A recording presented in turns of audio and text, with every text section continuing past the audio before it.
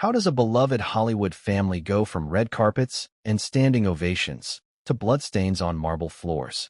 And why did Jake Reiner, respected journalist and the son of Rob Reiner, whisper, "I'm sorry," just moments before he was sentenced to goodbye forever? They called it the house with laughter in the walls, a towering, white-latticed estate nestled in Brentwood, California, a neighborhood reserved for the elite, the untouchable, the Hollywood royalty. Inside, time was measured not in minutes, but in scripts sold, films premiered, and Emmy speeches delivered at the dinner table. Before we continue, please hit the like button, subscribe to the channel, and turn on the notification bell for updates. Rob Reiner was the king of that house, and Michelle, his wife of 44 years, was the queen. Their sons, Jake and Nick, each with their own complicated shadows, lived under a roof built on love, legacy, and unspoken tension. But on December 14th, 2025, the laughter stopped. Two bodies, one house, one family, all torn apart. The Reiners were supposed to be untouchable, and yet, by 3:38 p.m., paramedics were wheeling the corpses of Rob and Michelle Reiner out of their Brentwood home, both victims of multiple stab wounds. 37 minutes later, Nick Reiner was in cuffs. But that wasn't the twist. It was what came next, when Jake Reiner was arrested as an accomplice to his own parents' murder. That shook the nation to its core, and it was only the beginning. Build up, the emotional collapse of an American family. Let's rewind. You know Rob Reiner, director of A Few Good Men, The Princess Bride, Stand By Me, son of Carl Reiner, heir to one of Hollywood's most adored dynasties. But behind the success, the red carpets, the late-night interviews, and social media admiration, there was a storm brewing. Because even in Brentwood mansions with 14 rooms and 3 private chefs, darkness finds a way to seep in through the cracks. And for the Reiner family, those cracks started decades ago. Journalist, son, accomplice, Jake Reiner wasn't just the second son. He was the good son. A former KNSD reporter in San Diego, he was articulate, passionate, clean-cut, the kind of man you'd trust reading you the nightly news. He wasn't the addict. He wasn't the one living in the guest house. He wasn't the problem, until he was. Because after police discovered security footage, gritty, time-stamped, undeniable, of Jake entering the estate twice that day, they stopped seeing him as a grieving son and started seeing him as something else. The public reacts. The media went wild. Hollywood closed ranks. Twitter melted into chaos. Because the truth was, nobody wanted to believe it. Not Jake. Not Rob and Michelle's own flesh and blood. Not the Reiner who looked like stability. The journalist. The by-the-book one. The son who did everything right. But the deeper detectives dug, the less right it all looked. What went wrong? Let's be honest. We've seen it before, haven't we? Families that look perfect from the outside, until someone dies. And suddenly, the cracks we ignored become chasms. But this wasn't some backlit family feud. This was a double homicide inside a $13.5 million home, executed with precision. 2 retired icons stabbed multiple times. No forced entry. No robbery. No signs of a break-in. Just silence. And blood. And one daughter, Romy, screaming into her phone as she stumbled out of the front door barefoot, pleading for someone to come help her parents. Not knowing her mother was already gone. And not knowing that her brother Jake would be gone soon too. Why this story matters now? Because the Reiners were more than Hollywood elite. They were trusted. Rob Reiner wasn't just a director. He was an advocate, a progressive voice, a father figure to a generation of creatives, a symbol of old-school values in an increasingly performative town. Jake Reiner? He was the face of media integrity, the man who grilled politicians, exposed corruption, held the powerful accountable. Now he is the one behind bars. Sentenced. Gone. Forgotten by the very public that once respected him. But what happened?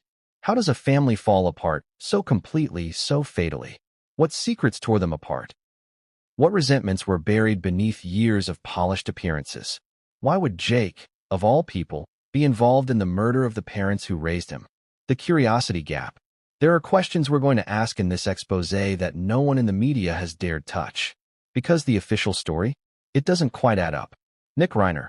Yes, he confessed to being there. But the confession was shaky, filled with blanks, names redacted, statements retracted. And when the LAPD brought Jake in, he didn't scream or deny or even cry. He whispered something. I didn't want this. I warned him. Who was him? And what, exactly, did Jake Reiner warn his brother about? Or was he warning someone else? The unspoken truth of fame. Behind the glamour of celebrity lies something darker. Legacy, entitlement, power struggles, money, old secrets no one wants uncovered. For the Reiner family, all of that came to a head in one terrible afternoon. And the warning signs were there, in the diary entries, in the surveillance footage, in the voicemail Rob left on a burner phone just hours before he died. A voicemail that LAPD detectives almost missed. A voicemail that, according to one insider, changed the entire trajectory of the case, ending on a cliffhanger. So here's where we're going. This is not a simple whodunit. This is a family tragedy decades in the making. It's a case of brother versus brother, father versus son, truth versus legacy. We're going to uncover the secret pact between Jake and Nick, made when they were just teenagers. The hidden second will Rob Reiner never filed. Why Michelle Reiner was the real target all along. The surveillance room Rob kept locked until the night it wasn't. The missing 18 minutes that Romy refuses to talk about. The final thing Rob wrote before he died, and why it was addressed to Jake. You're about to hear the story behind the headlines. And I promise you, this is one case where the real ending hasn't even started yet. Because when the LAPD finally opened Rob's safe deposit box, they didn't just find papers. They found something else. Something that explained why Jake Reiner, after 32 years of being the good son, walked into court, didn't fight, didn't cry, and simply said, goodbye. But what was in that box? What secret was worth killing for? And why? Was Jake willing to go down with it? What came next would change everything, and no one saw it coming. What was inside Rob Reiner's safe deposit box? What secret was worth killing for? And more urgently, why did Jake Reiner vanish from the public eye just hours before the murders, only to leave behind one final broadcast that now sounds less like journalism and more like a confession? It aired for just 14 minutes. Jake Reiner's final podcast episode, titled Off Script, wasn't uploaded to his usual streaming platforms. No announcements, no guest appearance, no sponsor reads, no music, just Jake, alone, breathing heavy, sounding tired, and saying things that, in hindsight, don't just raise eyebrows, they scream guilt. Because here's the kicker. Jake recorded that audio the night before Rob and Michelle Reiner were found murdered, and no one caught it. No one even knew it existed. Until 3 weeks later, when a fan posted a Reddit thread titled, "Anyone else hear Jake Reiner's final upload?" It's gone now. That one thread went viral. And within 24 hours, the LAPD had subpoenaed Apple, Spotify, and even Amazon for the full audio archive. What they found changed the tone of the entire investigation. Because in that recording, Jake didn't sound like a reporter. He sounded like a man who'd already made peace with betrayal. The last line of defense. Let's rewind. Before everything came crashing down, Jake Reiner had started building something new, an independent podcast where he claimed he'd go off script and reveal what mainstream media wouldn't touch. It wasn't about Hollywood. It wasn't about family. It wasn't even political. Not officially. But that last episode, it broke all the rules. Because Jake did talk about family. He just didn't name them. And when you hear the words now, knowing what happened less than 24 hours later, it's impossible not to see the cracks forming in real time. The audio transcript, never before aired. Here's an excerpt from the raw transcript of that final episode. Jake's voice, low and strained. Sometimes, people think because you were born into something, you have to protect it. Like legacy is some sacred tree, and your job is just to water it, not question it. But what if that tree has rotted roots? What if it grew twisted in the dark? Long pause. There are things I wish I could say right now, things I promised I'd keep buried. But sometimes the cost of silence is higher than the cost of being hated. So here it is, on the record. If anything happens tomorrow, if anyone gets hurt, it wasn't supposed to go like this. I tried to warn him. Then static. A soft click. And silence. That was the end of Jake Reiner's final broadcast. The internet erupts. When Reddit and X, formerly Twitter, got their hands on that transcript, the public response was instantaneous. Some called it a confession. Others claimed it was a metaphor, part of Jake's usual poetic tone. A few diehard fans even tried to spin it as performance art. But the LAPD didn't see it that way. Neither did the DA's office. Because when matched against the timeline of calls, text messages, and movement from cell tower pings, it painted a very different picture. Jake was in the area. He visited the house. He turned off his phone's GPS. And yet, he left behind just enough of a digital breadcrumb trail to place him within 1 mile of the estate, precisely when the murders were estimated to have occurred. So, was the podcast a confession? Or a warning? And who was he trying to save? The paradox of Jake. This is where it gets complicated. Jake Reiner wasn't a hothead. He wasn't erratic like Nick. He wasn't the type to act impulsively. He was controlled, measured, intentional. So why did he publish a cryptic recording that hinted at violence, right before 2 of the most respected figures in Hollywood were stabbed to death? Did he know what Nick was planning? Did he try to stop it? Or did he help plan it and simply regret the outcome?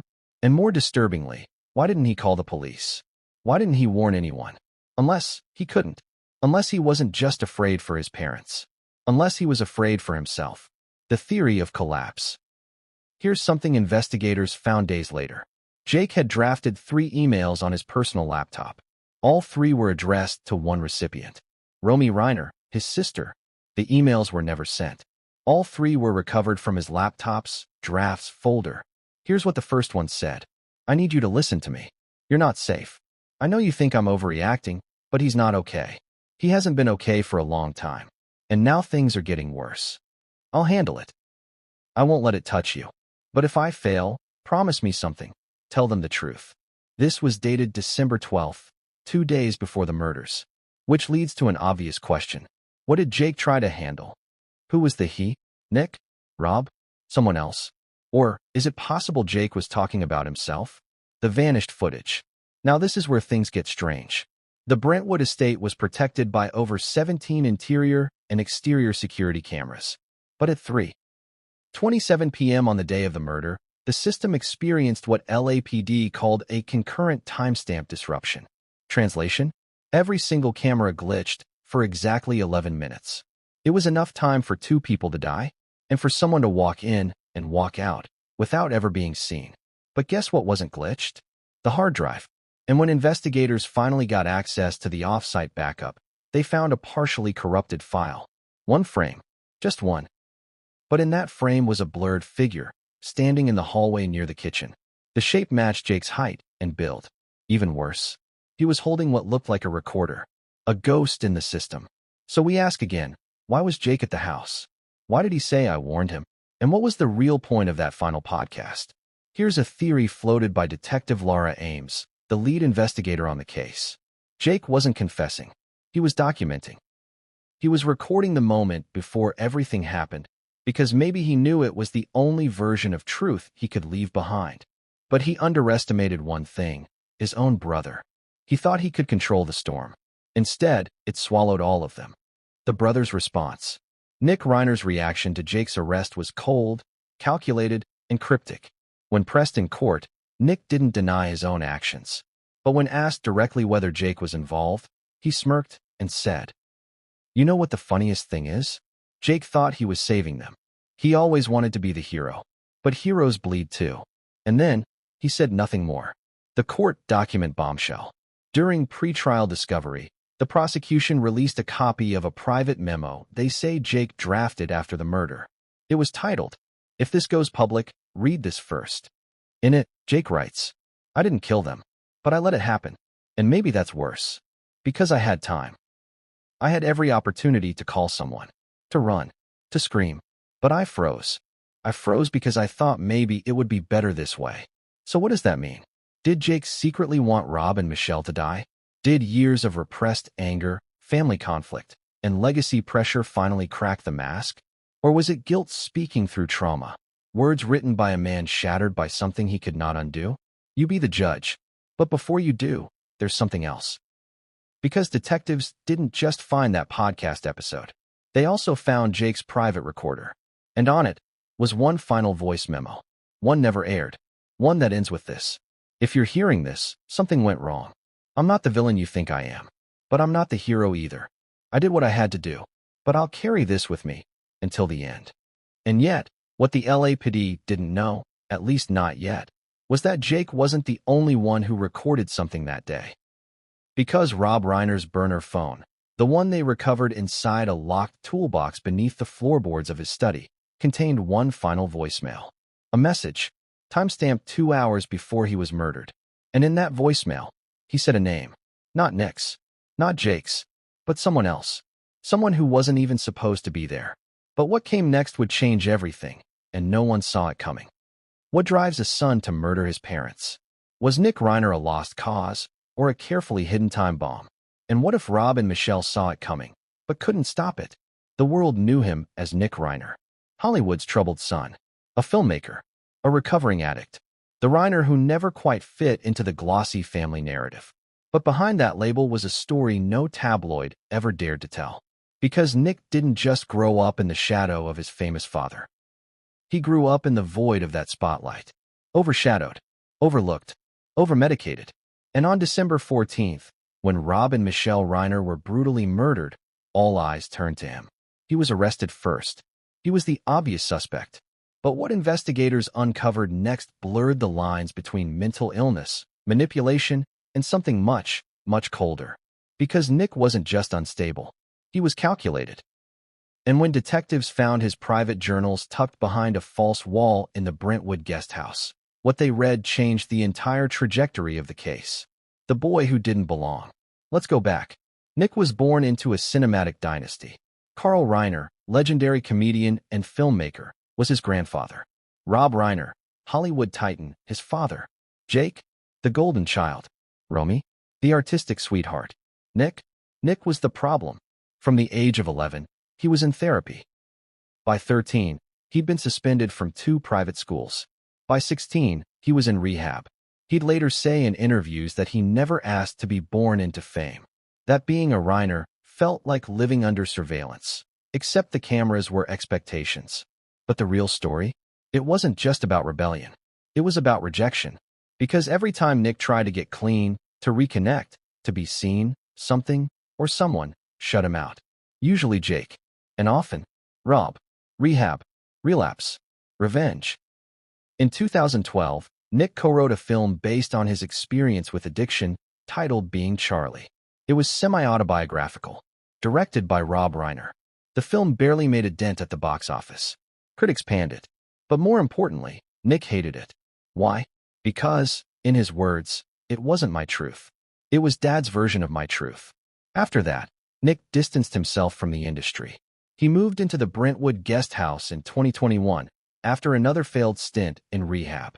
Rob allowed it. Michelle? She was hesitant. But Jake? He was livid. A family split in 2. Jake saw Nick as a threat. He allegedly told friends that Nick was a walking liability. When Michelle suggested family therapy, Jake reportedly texted back, "You can't fix someone who doesn't want to stop burning things." Those texts would later be introduced as evidence. But here's where it gets chilling.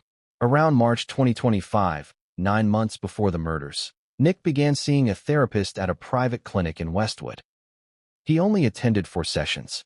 In the final one, the therapist wrote in her notes, "Patient expresses belief that his parents are conspiring against him.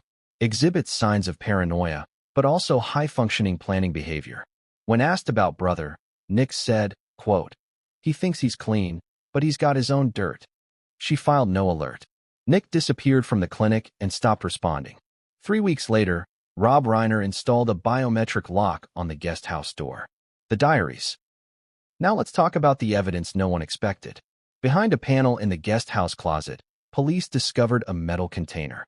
Inside were 11 handwritten journals, each one spanning roughly 3 to 4 months, dating back 5 years. The content? Terrifying. Some pages detailed dreams. Others were song lyrics. But scattered throughout were chilling entries, written in a style more screenplay than diary. One recurring phrase appeared at the top of 7 different entries. "The house must be cleansed." In one, dated October 18th, 2025, Nick wrote, "The poison runs from the top. Always has. I was the scapegoat. The storm. The mess. But they made me this." He thinks he's God. He thinks money makes him holy. They made Jake the savior, but he's just another actor. One day, the masks will drop, and the silence will end. Let the cleansing begin.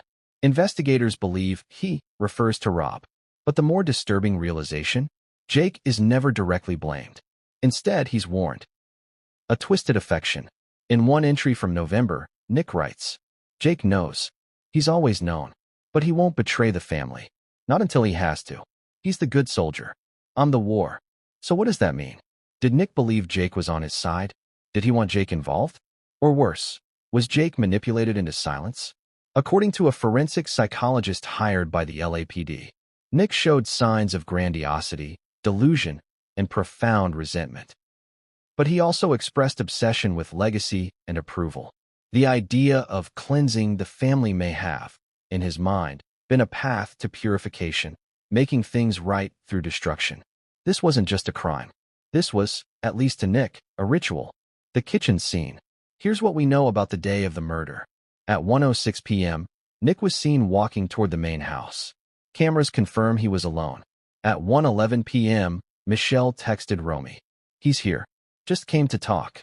No text came after that. By 3:38 p.m., Romy arrived to find her parents unresponsive in the kitchen. Both stabbed. Multiple times. Rob had defensive wounds. Michelle did not. That detail is critical. It suggests Michelle was attacked first. And according to forensics, she was likely killed while preparing tea. Now pause. Imagine this. You invite your son into your home. Maybe for a second, you believe things can be repaired. He sits. You pour water into a kettle. And before it can even boil, he grabs a knife. And changes your family's history forever. The evidence against Nick. Nick's fingerprints were on the knife. His DNA was under Rob's nails. His blood, minor self-inflicted lacerations, was on the floor. But his clothes? Clean. Why? Because he changed. Police later found a blood-stained hoodie in a drain pipe behind the guest house. It matched Nick's size. The DNA belonged to Rob and Michelle. The hoodie was missing its drawstrings. Guess where those were found? Wrapped around the base of Michelle's wrist, suggesting an attempt to restrain her. This wasn't random. This wasn't impulsive. This was planned. But here's the strange part. Despite all that, Nick never confessed. Not formally. Not during interrogation. Not in court. Not even when offered a plea deal. Instead, he said just one thing. It was necessary. When asked what it meant, he refused to elaborate. And when shown a photo of Jake, he looked away, closed his eyes, and said, under his breath, he was supposed to be there. The unanswered question. That one line. He was supposed to be there. What does it mean? Did Nick plan to kill Jake too? Did he want Jake to witness the murders? Or worse, did Jake agree to something he later backed out of? Whatever the truth is, that sentence, spoken by Nick under fluorescent lights in LAPD's holding cell, has haunted this case ever since. Because if Jake was supposed to be there, why wasn't he? And why did he never stop Nick? We may never know what truly unfolded in those final moments inside the Reiner home. But what we do know is this. The murders weren't spontaneous. They were intentional, personal, and, according to a sealed court document, coordinated. Because one piece of evidence, one voicemail from Rob Reiner's burner phone, mentions a third person. A person no one expected. A person who hadn't been in touch with the Reiner family in over a decade. A person who, if the voicemail is authentic, was in the house that day. And that name? It wasn't Jake. It wasn't Nick. It was someone else. And when detectives traced the number tied to that name, what they uncovered cracked the case wide open. What if the killer was being watched by the victim himself? What if Rob Reiner knew something was coming and set up a hidden surveillance system, not to stop it, but to catch it? And what if that system wasn't just watching his sons, but someone no one even knew was inside? The Brentwood mansion was custom-built. 14 rooms, 2 home theaters, a soundproof music room, and, unknown to nearly everyone, not even in the official blueprints, a small, windowless space behind Rob Reiner's private study. No door, no visible handle, no keypad, just a bookshelf, and one specific copy of The Godfather, a leather-bound collector's edition gifted by Francis Ford Coppola. Pull it, and the shelf shifted inward. What lay behind it? A room only Rob had access to. A room that would change the entire investigation. They called it the Vault. But its real name? The surveillance room. The discovery. It wasn't the police who found it. It was Romy. 3 weeks after the funeral, she returned to the estate for the first time. Everything was still frozen in time. Unopened mail. A half-drunk bottle of wine on the counter. Her mother's sweater draped over the back of a kitchen chair. But something pulled her to the study. Rob's private domain. She wasn't supposed to go in there. Ever. That was the rule since childhood. But grief breaks rules. And Romy, half in a daze, half searching for closure, wandered in. And when she brushed her hand across the bookshelf, the mechanism clicked. The shelf opened. Dust fell. And for the first time in over a year, the surveillance room breathed in fresh air. Inside the room, it was small, no bigger than a walk-in closet. One desk, 3 monitors, a cluster of blinking red lights, and a control panel with 12 numbered switches. Each switch corresponded to a different part of the house. Front door, kitchen, hallway A, hallway B, Jake's old room, Michelle's studio, guest house exterior, guest house interior, living room, master bedroom, garage, unknown, wireless feed. That last one, number 12, that's the one that sent chills down Romy's spine. Because the screen was black, but the timestamp said live. The implication. Romy immediately called LAPD. Detectives arrived within the hour. Crime scene techs began processing the room. Everything was intact, dusty, but operational. And here's where it gets jaw-dropping. There were hundreds of saved video files. Dated, labeled, encrypted, but not just surveillance of the main house. There were dozens from the guest house. Some labeled N_Reiner, night. Others labeled Jake, entry. Even more disturbing, a folder labeled visitors. Inside that folder, 12 clips. One dated October 28, 2025. In it, Nick Reiner appears at the front door. But he's not alone. Standing beside him, a man in a gray hoodie, 5 feet 10 inches, back turned, wearing a watch with a bright red strap. The image is grainy, but LAPD techs enhanced the footage. The red strap matched a limited edition watch worn by someone very specific. Someone who hadn't been seen with the Reiner family since 2013. Someone Rob Reiner once called the biggest mistake of my son's life. A name from the past. Now we go back to that voicemail. The one Rob left hours before his death. The one retrieved from his burner phone, hidden beneath floorboards in a locked toolbox. In it, Rob's voice is calm, controlled. This is Rob. If something happens to me, you'll want to look at the tapes. You'll want to look at what I recorded this week, especially October 28th. And check for Christian. If he's in the house again, then I was right. Don't trust Jake. And for God's sake, keep Romy out of this. That name, Christian, sent the detectives scrambling. And when they reviewed the footage from October 28th, there he was. Who is Christian? Christian Allen, former child actor, briefly engaged to Romy Reiner in 2013, arrested in 2015 for assault during a bar fight, went off the radar after 2016, and more importantly, he lived with Nick for nearly 18 months during one of Nick's most unstable periods. Friends described him as manipulative, opportunistic, and weirdly obsessed with the Reiners. He was banned from the Brentwood property in 2017. So why was he back? Why was he with Nick? And why did Rob believe he was the danger, not Nick? The footage that changed everything. Inside the surveillance room, investigators found one clip dated December 13, 2025, the night before the murder. Time, 11:47 p.m. Location, guest house exterior. File name, 12.13_visitor_entry. It showed Nick opening the door, letting someone in. Someone wearing that same gray hoodie, same red watch. Christian. What was said between them? We'll never know. There was no audio. But the body language? Nick pacing. Christian standing still, arms crossed. Nick raises his voice, pointing toward the main house. Christian doesn't move. Then Nick slams the door shut. Christian doesn't flinch. He just looks at the camera, smirks, and then he winks. What was he doing there? We now know Christian wasn't arrested. He wasn't even charged. He disappeared. By the time investigators identified him, he was gone. No phone, no credit activity, no known address. Vanished. Interpol later issued a bolo, be on the lookout. Still no leads. But Christian left behind something even more chilling than a smirk. Fingerprints.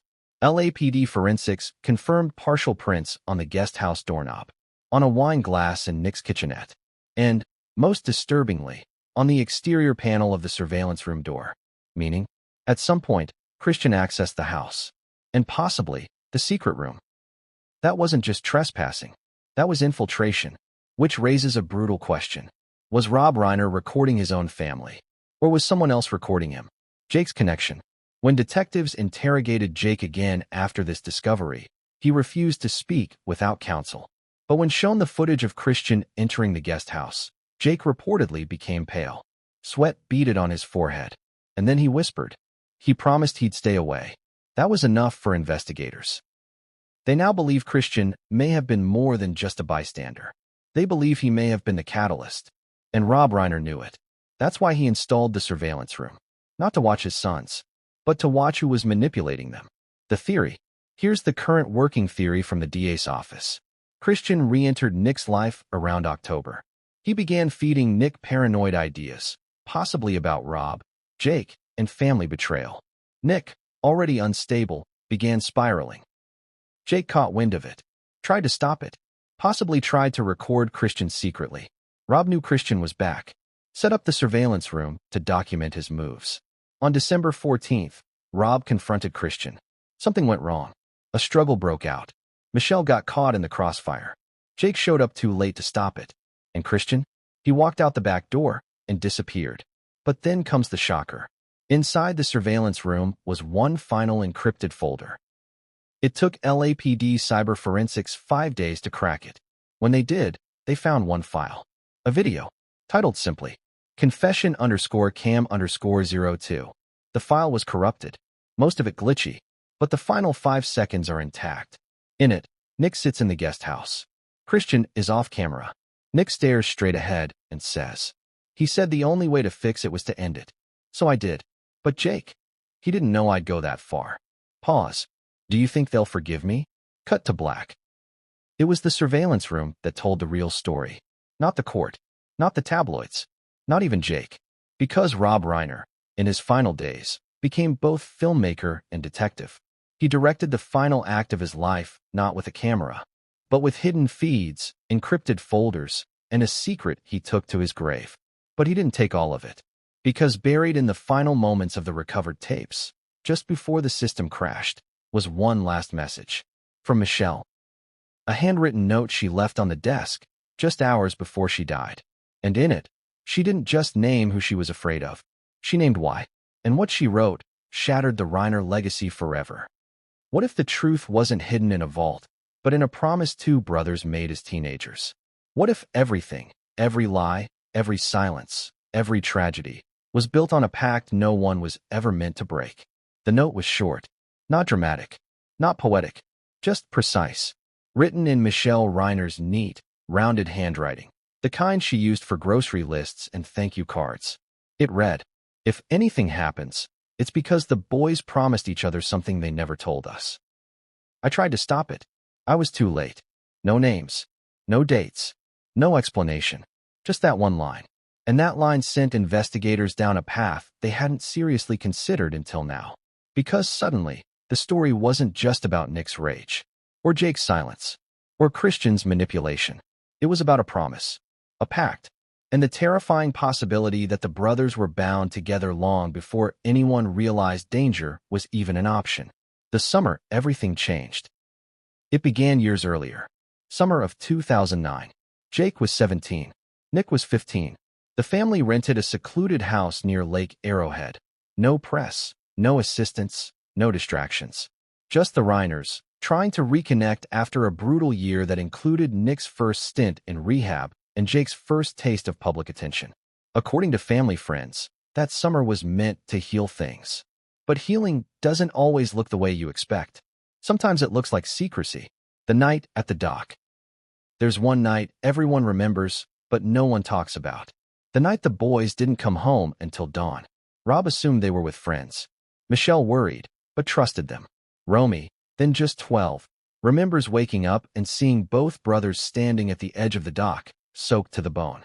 Jake was shaking. Nick looked calm, almost relieved. When Romy asked what happened, Jake said just one thing. Nothing. Go back to sleep. That night would later surface in multiple interviews, therapy notes, and, most importantly, Nick's journals. Because Nick wrote about it. Over and over and over again. The entry that started it all. From Nick's journal, dated July 19, 2009. Jake thinks promises disappear if you never say them out loud again. But they don't. They sit. They wait. And they come back when you least expect it. We agreed. He said it himself. Blood is blood. And if it ever came to it, we'd protect each other. No matter who we had to protect each other from. That last line. No matter who we had to protect each other from. Read it again. Parents included. What happened that night? Investigators tried to reconstruct it. They interviewed old neighbors, friends, former therapists. A pattern emerged. That summer, Nick had been spiraling. Jake, the older brother, became his anchor. The protector. The fixer. The one who stepped in when Nick went too far. But something happened at the lake. Something serious enough that Jake and Nick made a vow. One that bound them together in silence. And whatever that thing was, it involved a third party. Because years later, Nick would write, if they ever find out what really happened by the water, everything ends. Jake knows that.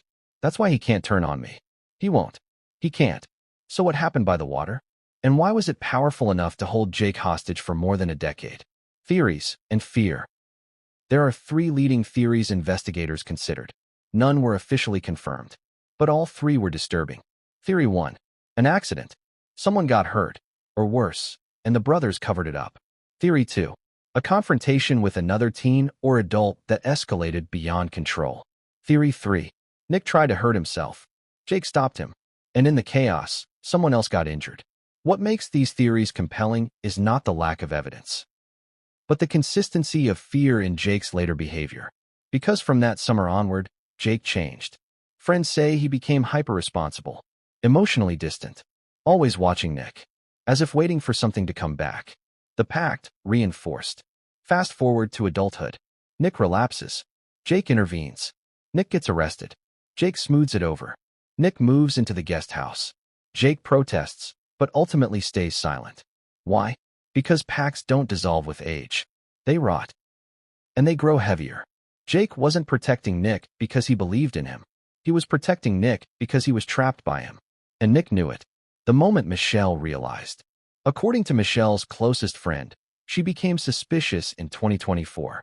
She overheard a heated argument between the brothers during Thanksgiving. Nick shouted, "You said you'd never let them take me." Jake replied, "You don't get to keep using that." Michelle walked into the room. Silence fell. Nick smiled. Jake didn't. That night, Michelle began writing letters. Not sending them. Just documenting.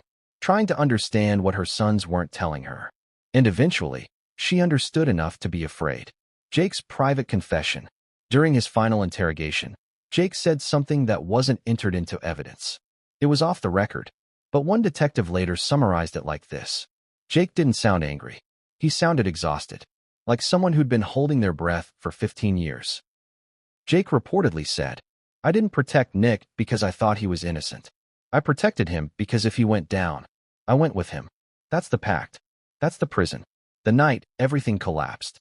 On December 13th, the night before the murders, Jake visited Nick. This is confirmed by cell tower pings and guest house logs. They argued. Neighbors heard shouting. At one point, Jake yelled, "You don't get to decide how this ends." Nick replied, "It already decided itself. You just don't want to accept it."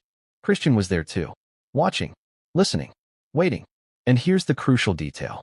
According to the surveillance timestamps, Jake left the guest house at 11:31 p.m. Nick stayed. Christian stayed. Jake went home believing, hoping, he had stopped whatever Nick was planning. He was wrong. Why Jake froze? When Jake arrived at the main house the next afternoon and sensed something was wrong, he hesitated. That hesitation is everything. Because if he'd broken the pact then, called the police, burst in, stopped it, he might have saved lives. But breaking the pact meant exposing the truth. And exposing the truth meant destroying everyone, including himself. So Jake froze. And in that freeze, 2 people died. The pact's final form. Nick didn't just kill Rob and Michelle. He ended the pact. Because in his mind, this was the conclusion. The cleansing. The reset. The moment where the secret no longer mattered. Because there was nothing left to protect. Jake realized this too late. And when he did, he stopped fighting. He stopped denying. He stopped explaining. Because the pact didn't just bind him to Nick. It bound him to the outcome. Michelle's note wasn't just a warning. It was a farewell. She knew the brothers were caught in something ancient, twisted, and irreversible. But she didn't know one thing. She didn't know the pact had a second rule. A rule Nick never told Jake about. A rule that would come into play only after blood was spilled. And when prosecutors uncovered that second rule, hidden in Nick's journals, written in code, it explained why Jake didn't run, why he didn't fight, why he said goodbye instead. Because according to the pact, only one brother was ever meant to walk away. What if the mother knew everything? What if she saw the knife coming, but set the table anyway? And what if her final act wasn't fear, but sacrifice? December 13th, 2025, 7:12 p.m. Brentwood, California. The dinner table was set with care. 3 plates, crystal glasses, candles flickering softly in gold-plated holders. A bottle of 2014 Cabernet, Rob's favorite, breathed on the counter. Pasta Primavera warmed in the oven. Michelle had done it all herself. She didn't use staff that night. She didn't call Romy. She didn't even ask Rob to help. Because this wasn't a celebration. This was an intervention. But not the kind you see on TV. This wasn't about drugs or therapy or tears. This was about secrets, about guilt, about a legacy bleeding from the inside. And Michelle, the family's quiet backbone for 4 decades, had decided it was time to break the silence. The guest list. Nick arrived first. He wore a gray hoodie, sweatpants, no shoes. He walked in without knocking, hugged his mother stiffly, didn't greet Rob. Jake came 18 minutes later. Dress shirt, jaw clenched, eyes scanning the room like it was a battlefield. Michelle watched both of them carefully. 2 suns, 2 storms. And in that moment, standing between them in her quiet dining room, she made the decision that would cost her everything. She would say what she'd never dared say before. She would break the pact, even if it meant breaking her family. The toast. They sat, awkward, silent. The sound of cutlery scraping china filled the room like static. Then Michelle lifted her glass. To the truth, she said, and the people who still have the courage to speak it. Jake's glass clinked. Nick hesitated. And then he said, "Some truths were meant to die quiet, Mom." The first warning. Michelle ignored it. The first strike. Words, not blows. As dinner wore on, Michelle began her careful assault. She didn't shout. She didn't accuse. She asked questions. About the summer at the lake. About Christian. About the surveillance room. Jake stiffened. Nick deflected. "You think I planned this?" he asked. "You think I'm the villain?" Michelle replied. "No. I think you're scared. And I think scared men do stupid things." Then she looked at Jake. "And I think scared men stay quiet, even when they know better." Jake dropped his fork. The reveal. And then Michelle said it. "I know about the pact." The room froze. Nick went pale. Jake stopped breathing for a moment. "I found your journals," she continued. "Both of you. I read everything." Silence. Then Nick laughed. "So what now, Mom? You gonna call the cops? Write a memoir? Go on Oprah?" "No," Michelle said. She stood. Walked to the kitchen. Pulled a small envelope from a drawer. "I already did." The envelope. Inside the envelope was a letter, addressed to the Los Angeles Police Department. Stamped. Ready to mail. "I didn't send it yet," she said. "I wanted to give you one last chance. To tell the truth yourselves." Jake whispered. "You can't." Michelle shook her head. "I have to." Nick didn't move. He stared at the envelope like it was a weapon. Which, in a way, it was. Rob's role. Through it all, Rob said nothing. He sat back, jaw tight, eyes darting between his sons. He'd known. Maybe not everything, but enough. Enough to be angry. Enough to be ashamed. But not enough to act. He was the patriarch. The peacemaker. The one who kept appearances intact. And now, his wife was threatening to tear it all down. "You're going to destroy this family," he said quietly. "No," Michelle replied. "This family was destroyed the day we chose silence over sanity." The aftermath of dinner. They didn't finish the wine. Nick stormed out first. Jake followed 5 minutes later. Michelle cleaned up alone. She placed the envelope on her nightstand, took off her earrings, and wrote one final sentence in her journal. "If they do it, it's because they think it's the only way to keep the lie alive." She signed it, slipped it into the envelope, went to sleep, and never woke up. The next morning, at 6:42 a.m., Rob called a private investigator, left a voicemail. Something's not right. I need to show you something. Can you come today? That voicemail was never heard until the trial. Because by 3:38 p.m., both Rob and Michelle were dead. And that envelope? Never mailed. Still sealed. Still on the nightstand. Stained with blood. What did she know?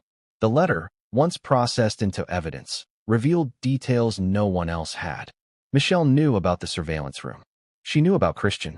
She suspected the lake incident was more than a teenage accident. But the most chilling part? She referenced the second rule of the pact. They made a rule that if one broke the silence, the other had to make sure no one else ever learned the truth. That means me. End on cliffhanger. Michelle Reiner's final dinner wasn't a meal. It was a confrontation, a test, and her sons failed. But what she didn't know, what none of them knew, was that someone else was listening. Because the entire conversation, the toast, the confrontation, the threat, it was recorded, not by Rob, not by Jake, but by someone hiding in the guest house. Someone with access to the surveillance feed. Someone who had been listening for weeks. And when that person leaked the audio, 48 hours before the trial, everything the defense had built came crashing down. What if the person the world trusted most was just better at hiding the truth? What if the good son, the polished reporter, the loyal heir, was wearing a mask so tight he believed it was his real face? And what happens when that mask finally cracks? The leak came out of nowhere. No warning, no attribution, no watermark. Just a 5-minute audio clip posted to an anonymous account titled, Reiner Dinner 13_Deck 25.wave. Within 2 hours, it had been viewed over 3 million times. Shared across X, formerly Twitter, YouTube, Discord, and Reddit. Mainstream media scrambled. Court officials went silent. The Reiner family's legal team went into emergency lockdown. Because this wasn't just a leak. It was an expose, and at the center of it, clear as day, was Jake Reiner. No script, no teleprompter, no smooth delivery, just raw voice. Angry, defensive, and in moments, something darker. The clip that changed everything. Let's play the clip. Michelle's voice is calm. You've both been lying for years. It ends tonight. Nick responds with a scoff. Jake cuts in. You don't know what you're talking about, Mom. Michelle, I read the journals, Jake. You were there. You helped him hide it. You buried the tapes. You deleted the logs. You watched him spiral, and you said nothing. You're just as guilty. A pause. Then Jake, quiet, but with venom. You think I wanted this? You think I chose this? I'm the one who cleaned up every mess he made. I kept this family together while you pretended nothing was happening. You call me guilty? I call me a goddamn survivor. The silence that follows is deafening. Then Michelle again. A survivor doesn't cover up crimes, Jake. That's not survival. That's complicity. The public response. Up until that leak, Jake Reiner was the media darling. A former journalist. A calm presence in chaos. A man who showed up to court clean-cut, respectful, remorseful, but innocent. But now? That audio turned sympathy into suspicion. Because his words didn't just suggest guilt. They dripped with it. He wasn't confessing, but he wasn't denying either. He sounded cornered. Cornered men say things they can't take back. And in a world addicted to narrative, Jake's shattered instantly. The fallout. Within 12 hours of the leak, KNSD officially scrubbed Jake's bio from their website. YouTube suspended all monetization on his past content. Public support plummeted. Change. Org petitions began demanding Jake be tried for primary rather than accessory involvement. A new trending hashtag erupted. Hashtag Justice for Michelle. But what truly cracked Jake's image wasn't just the leak. It was the pattern the audio revealed. Because suddenly, the press started digging. And what they found was a trail of warnings. The emails. Investigators uncovered emails between Jake and a private crisis consultant dated October 2025. In them, Jake discusses potential public fallout if family secrets become public. He writes, Need to discuss containment. If my brother goes off the rails, there are risks to my reputation and career. Must protect Romy and public legacy of my parents. Cannot afford scandal. Scandal? Not danger. Not violence. Not tragedy. Scandal. The wording was deliberate. Calculated. Cold. Jake wasn't just trying to avoid drama. He was working to protect himself. Even if it meant burying his own mother's suspicions. The scrubbed footage. Court technicians confirmed that someone deleted multiple entries from the estate's internal surveillance logs 2 days before the murders. Guess who had the admin password? Jake. He claimed it was to make room on the system. But backups tell a different story. Entries labeled guesthouse_int and kitchen_cam were scrubbed from the drive. They were from December 9th and 11th. LAPD recovered partial thumbnails. One appears to show Jake entering the guest house at 1:14 a.m. No one else is visible. Why was he there? What was he doing? Jake never answered. His lawyer filed a motion to dismiss the footage as inadmissible character speculation. The judge denied it. The legacy shattered. Jake's fall from grace wasn't just personal. It hit everything the Reiners stood for. Because Jake wasn't just a son. He was a symbol. The clean one. The sane one. The safe one. He wrote op-eds about integrity. He moderated panels about ethics in journalism. He called out hypocrisy in public life. Now the internet was calling him the hypocrite. A video compilation titled, Jake Reiner, Then Versus Now, showed clips of him preaching truth and accountability, juxtaposed with his angry voice from the dinner leak. It went viral. Comments poured in. He's not sorry. He's exposed. Jake Reiner isn't guilty of murder. He's guilty of self-preservation. Imagine wearing a mask so long you forget it isn't your skin. Jake's private confession, Part 2. A new letter surfaced. Not in court, not on social media, but in a mailbox. Addressed to Romy. And signed. No return address. Just a note in Jake's handwriting. I never meant for it to happen like this. I thought I could contain it. I thought I could fix him. I thought I could protect you. But I protected the wrong things. I failed you. I failed her. I should have broken the pact years ago. It was postmarked 2 days after the murder, before his arrest. But after the world shifted, Jake wasn't apologizing to the world. He was apologizing to his sister. Because deep down, he knew what we all now understand.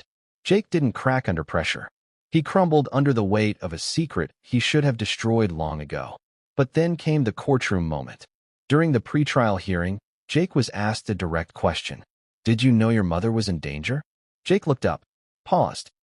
His voice broke when he said, yes. The courtroom gasped. The judge asked for clarification. Jake's lawyer jumped in, claiming emotional distress. But the moment was sealed. He'd said it. He knew. And he did nothing. Because heroes act. Jake Reiner hesitated. And in that hesitation, blood spilled. Jake Reiner's mask didn't fall. It was ripped off. By a voice recorder. By a mother's final dinner. By the truth he tried to bury beneath polished words and professional silence. But what he didn't know was this. The dinner recording wasn't the only thing Christian had saved. There was another file. A second audio. One that hadn't yet leaked. One that was time-stamped 1 hour before the murders. In it, you can hear voices. Footsteps. And someone, male, saying, we do this now. Or everything we protected dies with them. And the voice that replies? Matches Jake Reiner's. What if Rob Reiner knew he was going to die? What if, days before the bloodshed, he penned a second will, not to protect his legacy, but to burn it down? And what if that will was the very thing that pushed someone over the edge? The official will, the one filed in 2016, was standard for someone of Rob Reiner's stature. Everything split equally between Michelle, Jake, Nick, and Romy. Property, royalties, film rights, investment portfolios. It was clean, predictable, boring. But Rob Reiner was not a boring man. And the truth? That wasn't his only will. Because deep in a safety deposit box at a West LA branch of First Republic Bank, accessed only through retinal scan and signature, investigators discovered a second envelope. Unmarked, sealed, handwritten. Inside, a revised version of Rob's will. Stamped. Draft, November 2025. Do not file unless I'm dead. The difference is, this second will wasn't just an update. It was a bombshell. Here's what changed. Nick Reiner, removed entirely from all inheritance. No share of the estate. No rights to intellectual property. No executor rights. Jake Reiner, given a significantly reduced percentage. Retained ownership of a modest Malibu property and a trust fund intended for future legal costs. Romy Reiner, elevated to sole primary beneficiary. Assigned full control over Reiner Productions, Rob's entire film catalog, and sole custodian of all creative archives. Christian Allen, explicitly named in a codicil as persona non grata. The will stated that any contact with him regarding Rob's estate would render the executor in violation. Final paragraph, handwritten in ink, not typed. If this version is found, it means the worst has happened. But I refuse to let the liars win. Not anymore. Let the truth burn through the legacy. If my children won't protect the truth, then I leave it to Romy to expose it. Impact on the case. This changed everything. Not just for investigators, but for the prosecution. Because now there was motive, documented motive. Nick stood to lose millions. Jake? His reputation and power. The timing? This draft was created 3 weeks before the murder, just days after Rob began working with a new financial planner, and only a week before he installed the biometric locks on the surveillance room. Coincidence?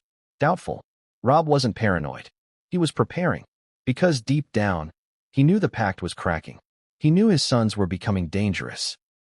And he knew Romy was the only one who hadn't been poisoned by silence. The destruction attempt. But here's the kicker. This second will almost didn't survive. When investigators found the envelope, the top right corner was charred, burned. A lighter had been held to it, just long enough to start the edges blackening. Who tried to destroy it?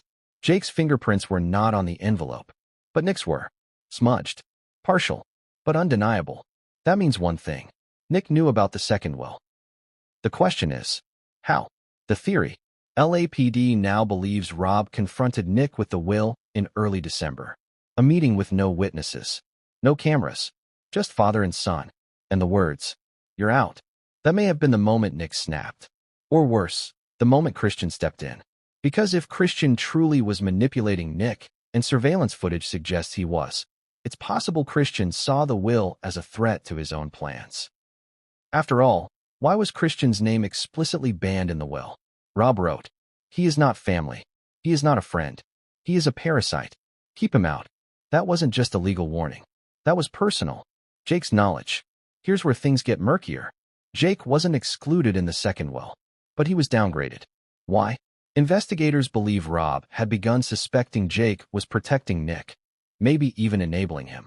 That change in the will, cutting Jake out of control, wasn't meant to punish him. It was meant to force his hand, to break the pact. But Rob underestimated just how deep that pact ran. Romy's heartbreak. When Romy was told she had been made sole beneficiary in the second will, she broke down. She had no idea. Rob hadn't told her. Michelle hadn't either. Why? Because Rob didn't want her to become a target. But Romy wasn't angry. She was devastated. He didn't trust them. He didn't even trust me to know how bad it had gotten. That house wasn't just our home. It was a coffin. And now, that coffin had a new name etched onto it. Jake Reiner. The courtroom bombshell. When the prosecution introduced the second will into evidence, Jake's legal team erupted. They called it irrelevant. They claimed it was unsigned. They argued it was emotionally driven and not legally binding. But the judge ruled otherwise. Because intent matters. And this document, written in Rob's own hand, showed clear, documented fear. A man preparing for death, trying to preserve the only piece of truth he could. And it didn't end there. Because attached to the will was a small USB drive, labeled in pen, in case I don't get to say it myself. The video confession. On that drive was a short video. For minutes, 11 seconds. Rob sits in his study, wearing a sweater, looking tired. His eyes are red. He speaks directly into the camera. If you're watching this, I'm probably gone. I know how this sounds. I know it's dramatic. But I need someone to hear me. And I need someone to believe me. My sons are not who they pretend to be. Jake is hiding something. Nick is too far gone. And Christian? He's dangerous. Michelle thinks we can fix it. I don't. If I disappear, or if something happens to Michelle, don't believe the first story they give you. Start with the second will, and follow the trail. His last words? Don't mourn me. Expose them. End on cliffhanger. The world had spent decades celebrating Rob Reiner as a storyteller. But in his final chapter, he wasn't writing fiction. He was leaving behind a trail. Not for glory. Not for redemption. For Romy. Because in Rob's eyes, she was the last Reiner left untouched. The last one who could still do the right thing. But what Rob didn't know was this. There was one more will. One final document. And it wasn't written by Rob. It wasn't typed by a lawyer. It wasn't notarized or sealed. It was written in pencil. on a crumpled piece of paper, left behind in Jake's briefcase. And what it said would destroy everything.